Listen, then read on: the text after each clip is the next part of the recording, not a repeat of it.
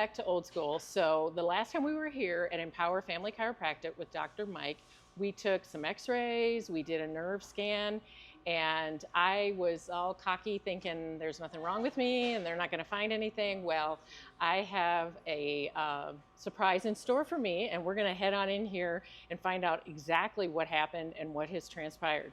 So we're back with Dr. Mike, and he's going to let me know what's going on with my body. When you look at the body, none of us know. None of us know. This is why we did the imaging, to figure out what's going on underneath, because you can feel good, and we can look good from the outside, and then all of a sudden when you take a look on the inside, we see a lot more that's going on, right? So This is what we're going to look at today. So to give you a bit of reference before we dive into the pictures, I would say before you know what you're looking at, you have to understand what the normal alignment that God has in here should look like.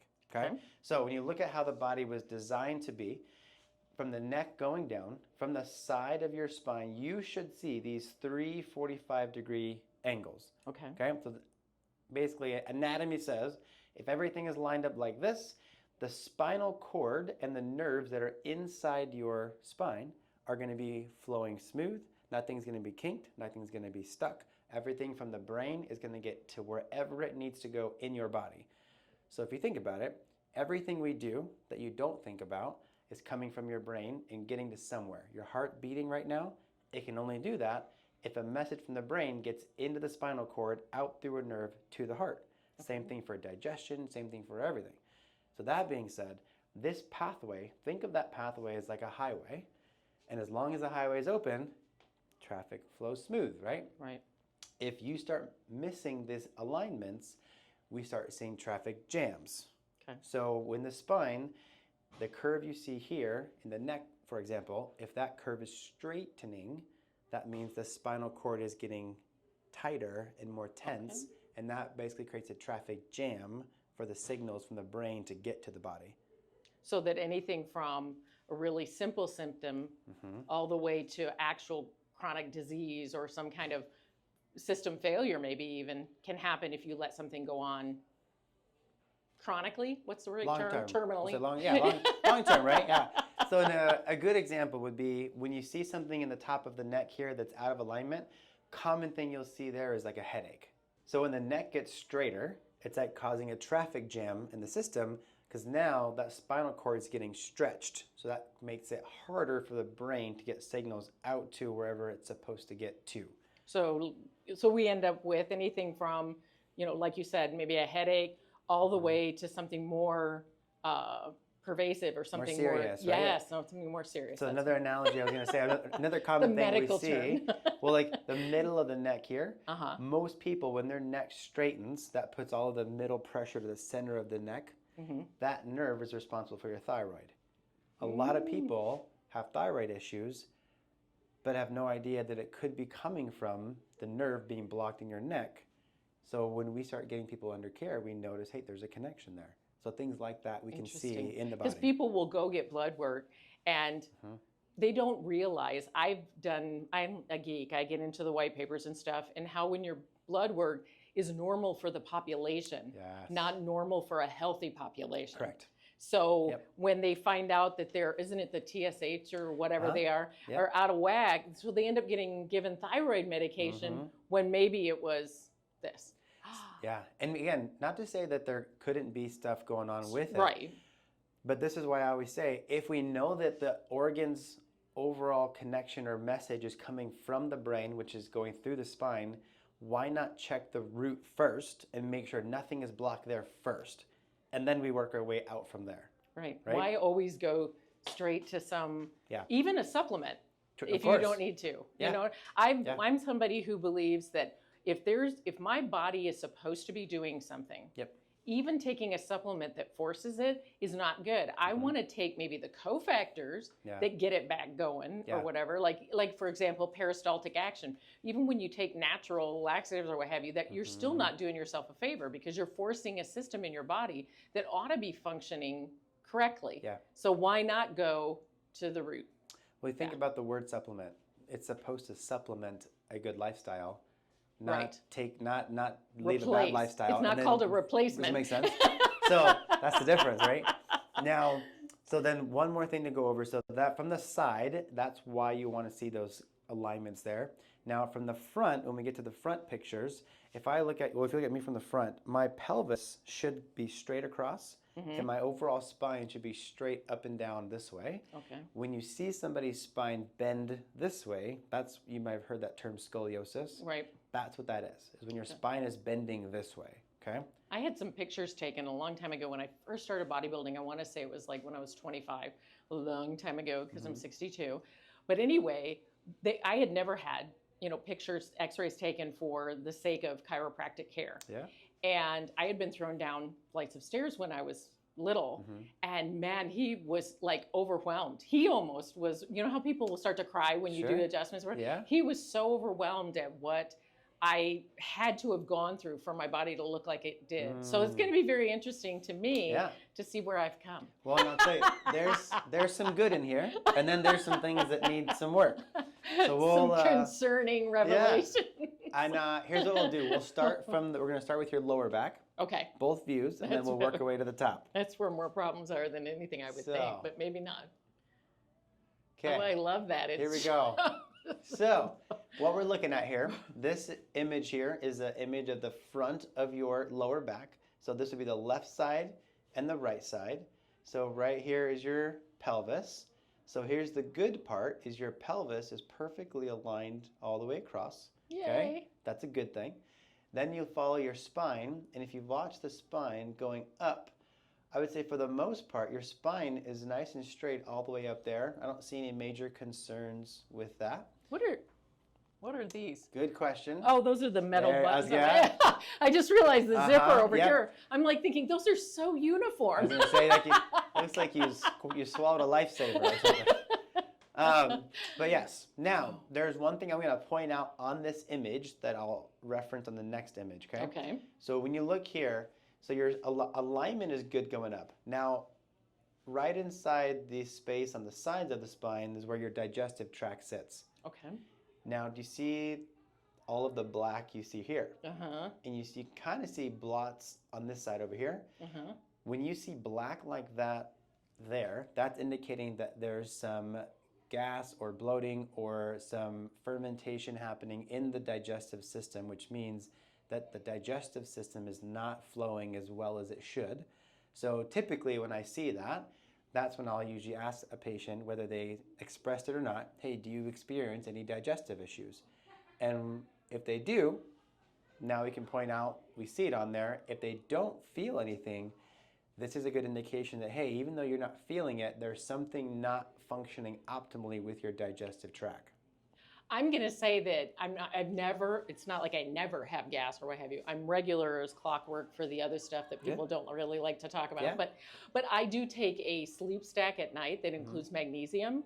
And I think a lot of times when people are irregular there, it's because they aren't, there's deficiencies maybe in like the magnesium or what have you. But I have been doing a lot of research recently because I call myself a ketovore. Because purists would not let me get away with some of the plants I do eat along with all the meat that I eat, which I have no problem with. I don't think in fact, the more I eat like that, the less gas and stuff I have. Where it came into play was the amount of broccoli and Brussels sprouts and some of those. And I just saw a short by Ken Berry saying how there's these 9 items that rot in your gut, onion, garlic, broccoli. And I was like, all the stuff I'm eating. I love Brussels sprouts with bacon.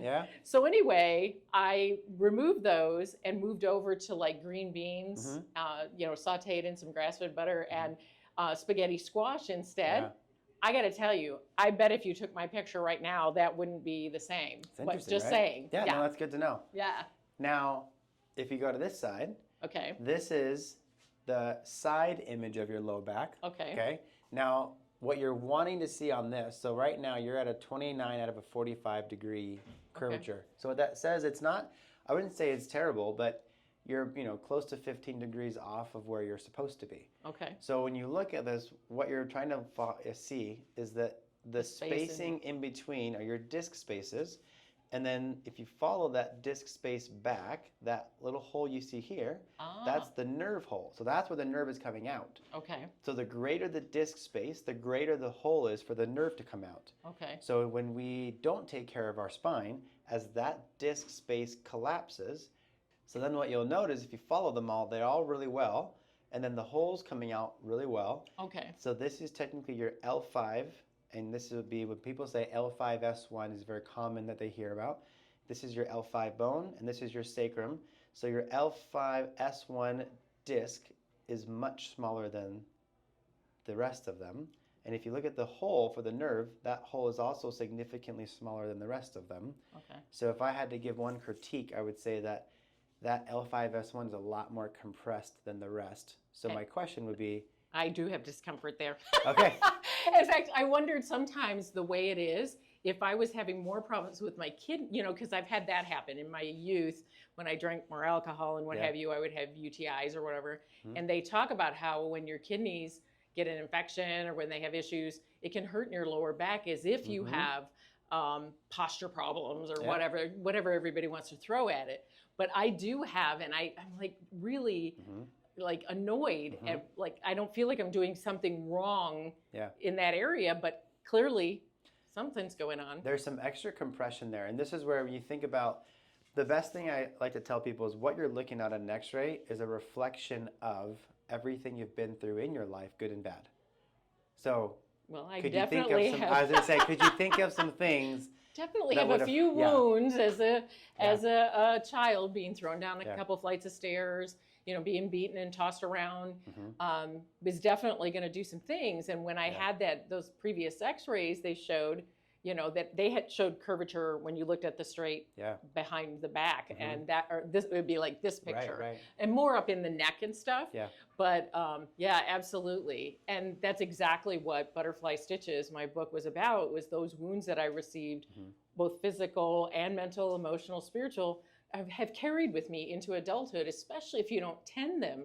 And so I'm walking around maybe a little uncomfortable, so I don't think I need anything. Well, okay.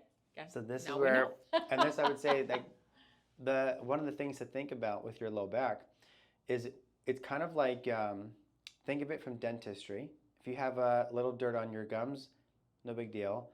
If it turns into a cavity, still not terrible, but you want to do something about it. If you keep ignoring it, it just continues to go to the next level. This, right now, it's at the level where it's not terrible, but it's causing you discomfort. If you don't start getting proper motion or alignment to that area, it'll go another layer and another layer. So it's one of those things where it's like, is it the end of the world today? No, but down the road, right? But I'm very into that. I mean, I'm going to be 63 next month, and I look around and I'll see people even a few years younger than me that have walkers or braces or canes, and I'm not picking on them. All of us have to deal with our own lifestyle choices, but I'm not trying to act like I'm 18 years old. But I don't mind if I'm not like a typical 63-year-old either. You know, I want, you know, to be a good steward of the health I've been given while I'm here. For sure. So now let's migrate. Let's go up the way. Upstairs here. So now we're at the upper and the neck. Okay. Hey, isn't that good posture that I'm all straight? I know. So here's where should we start? Oh my. Let's go left to right. So this obviously is from the front. Same thing, left and right. Now what's good, overall, your shoulders are fairly balanced back and forth, which is good. Your spine coming up, what you'll notice, if you follow it up, it goes fairly well, but notice how your head has a slight tilt to the right. So that top bone right here is what's slightly rotating off to the right. And so overall, I would say it's not a bad x-ray overall. This is me saying if I had to pinpoint one thing, that upper part up here is what would help the head shift come back this way. And I have had in my past TMJ, and I also, during my divorce, I didn't grind, but I clenched to the point where I needed like braces. And I find myself sometimes like throwing my retainer in so I don't do that anymore because of anxiety. What I think is fascinating is this shoulder thing because I don't know how many years ago it was now, maybe 10.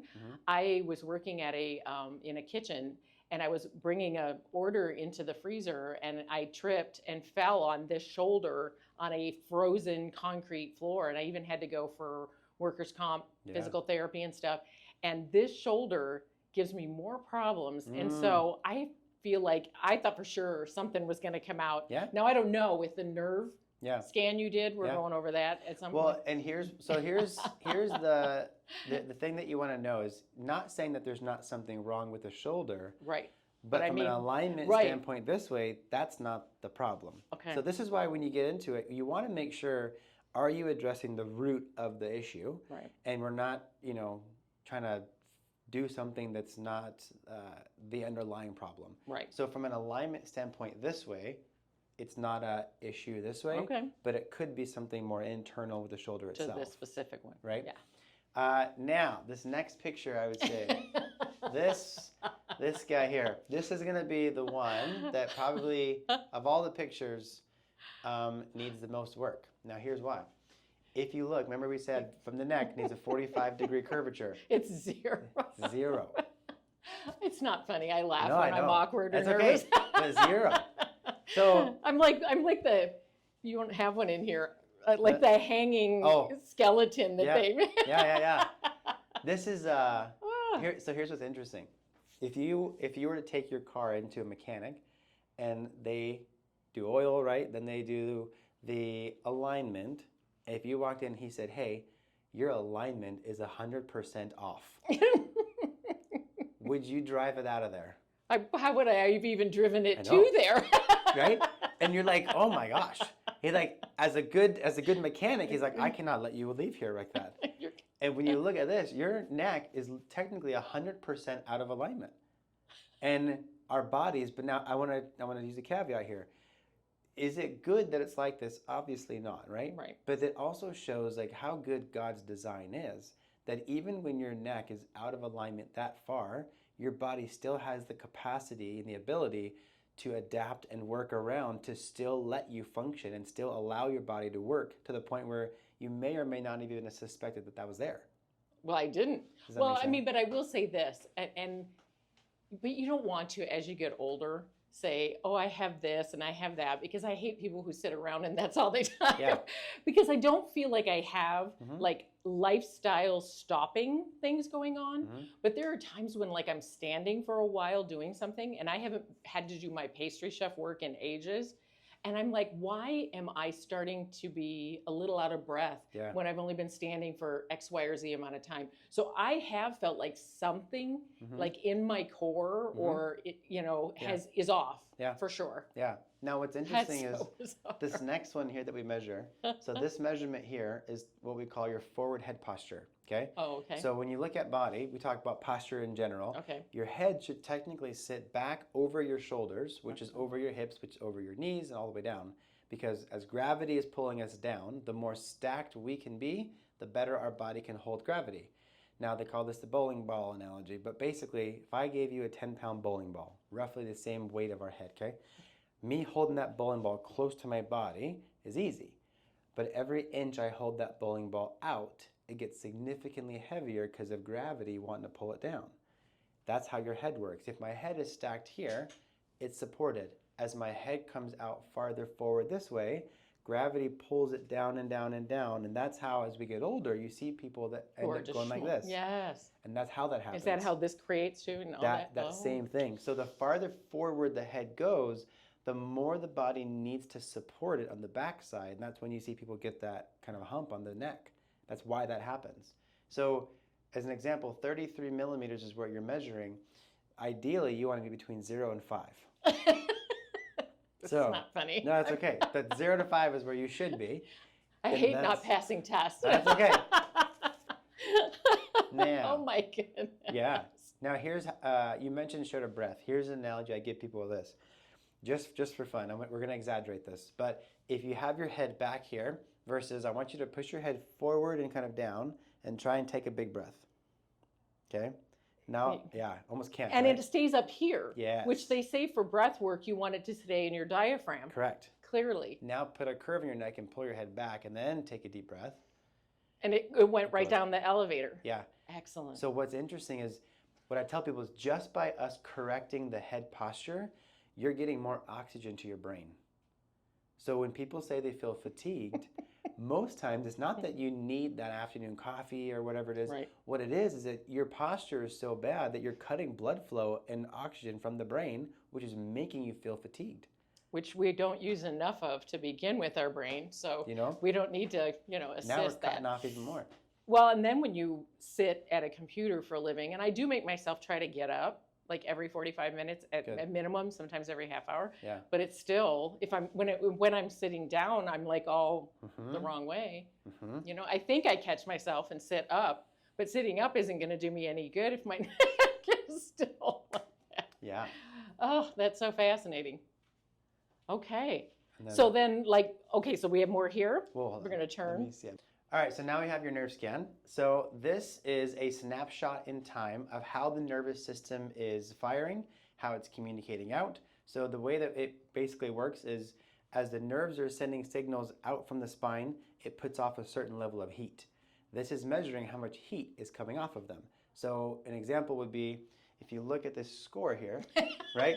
Low means like chronic. So if you see yellow, so the yellow's bad. Yellow's bad. Oh. Yeah. So yellow means something chronic, so red like it's isn't very bad. cold. Cold is not good. Okay. Green is essentially ideal. So this is what our scan should look like. Okay. You want to see even bars on both sides, and you want to see green, which is in the middle.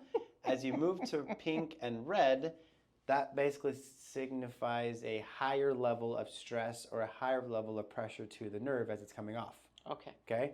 So as you look, like for example, when you come through here, area. I know. Now the arrow that you see, this, see how it has a stop and that has an arrow. That means that this guy is shooting even farther off the chart to that side. So when you're looking at this, there's an imbalance in that area. Okay. Now the biggest imbalances is from the top of the neck. That's where you see that first big one there. Yeah. But here's why why this is important. If you look through this, obviously everything is red. Now, just from a nervous system standpoint, the nervous system is overworked and there's a lot going on with the nervous system. We talked about before that the nervous system is what houses physical, emotional trauma, right? Spiritual trauma, like all of those, your nervous system houses it. This is picking up how the nervous system is doing as a whole. So that's why when you look at the spine, that's giving me a physical look at what's going on physically, but this could also be picking up chemical trauma, emotional trauma, spiritual trauma, anything else your spine is holding on to that it hasn't yet released.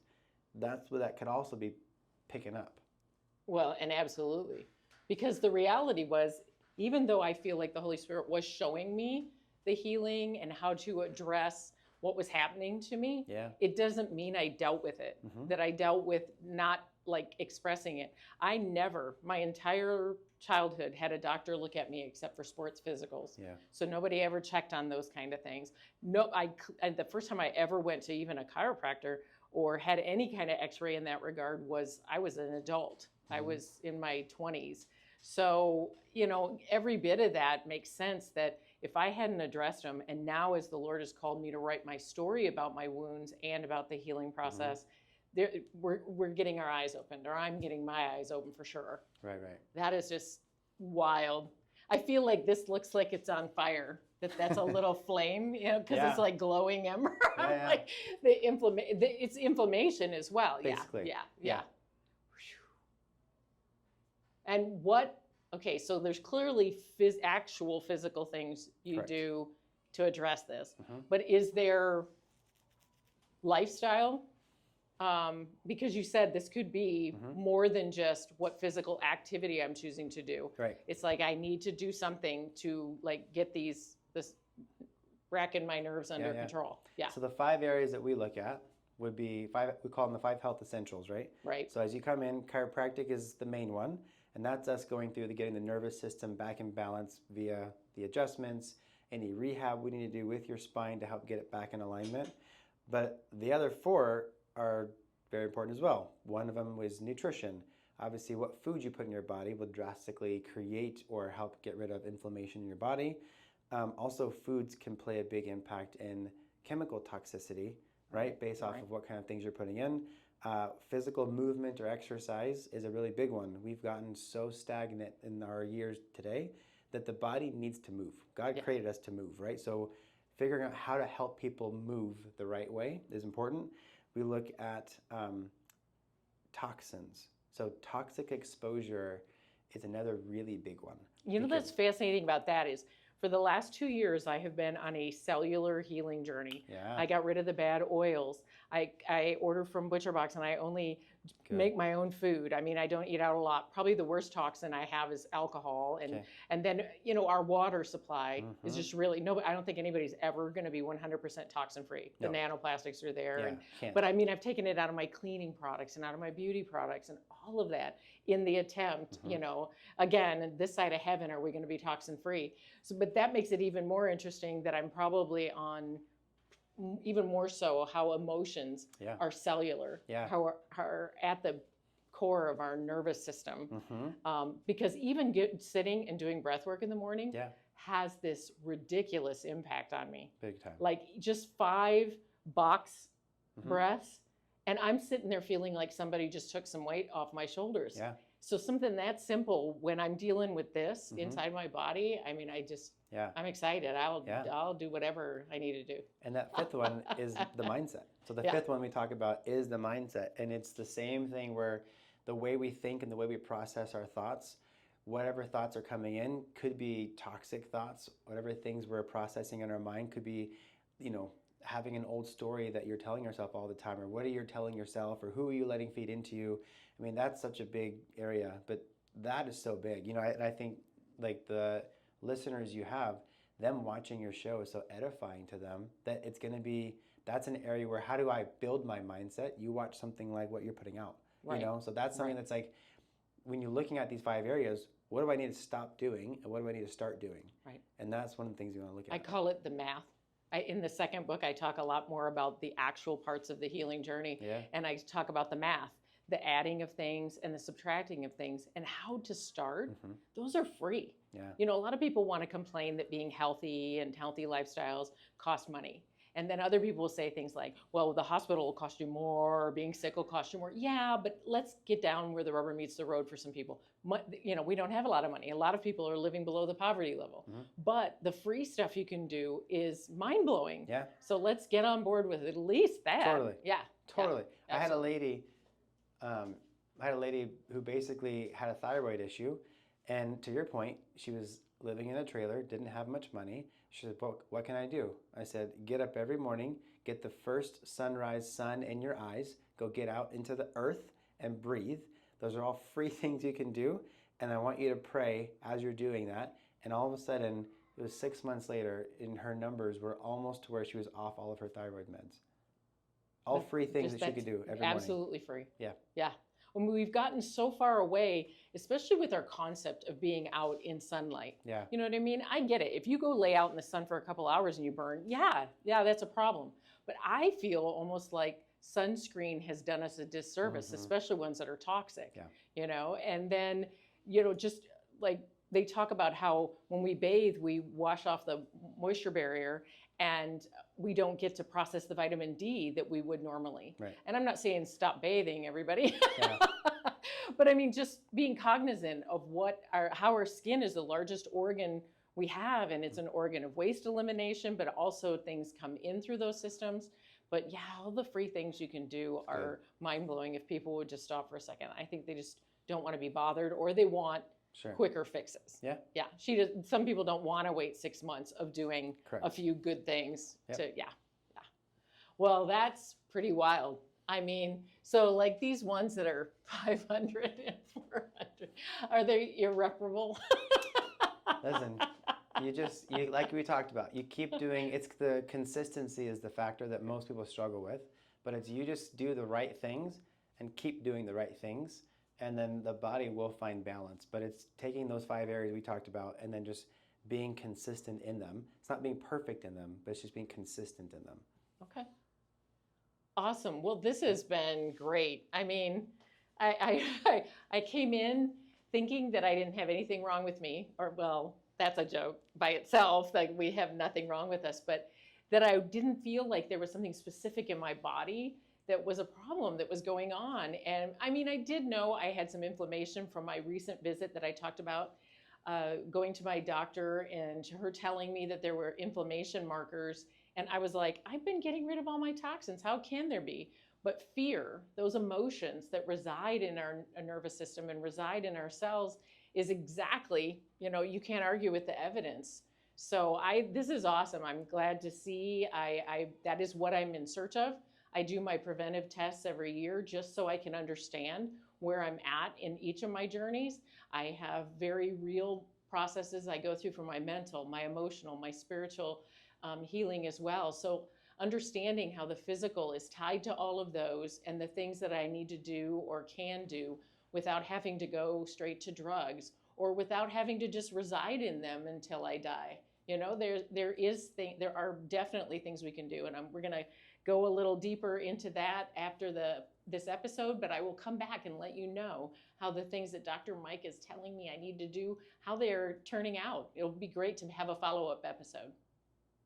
So thank you for coming to class today. This has been one of the best episodes I can think of in a while. It's blowing my mind, and I love to learn new stuff. So thank you for coming to class. If you can, make sure you head over and comment on what you're seeing here, and like, subscribe, all those good things, and we'd love to hear what you thought about every bit of it. And you can connect with Dr. Mike through the show notes as well. So thank you for coming to class, and class dismissed.